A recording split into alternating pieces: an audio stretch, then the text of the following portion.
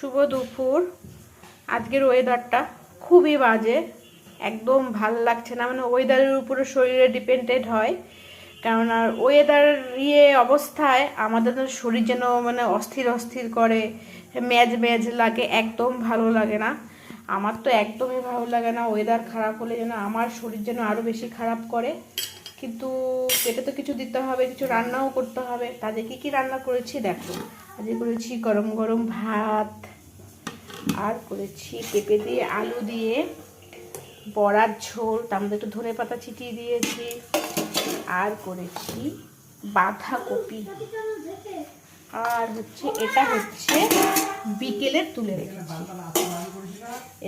তুলে রেখেছি। এই হচ্ছে আজকে আমার রান্না। ওয়েদার ভালো না বলে আমার আর রান্না করতেও ইচ্ছে করলো না। এই যে প্রেশার কুকারটা দেখতে পাচ্ছ, ভাত হচ্ছে। আমাদের পাড়ার যে কুকুরগুলো, ওদের জন্য এই ভাত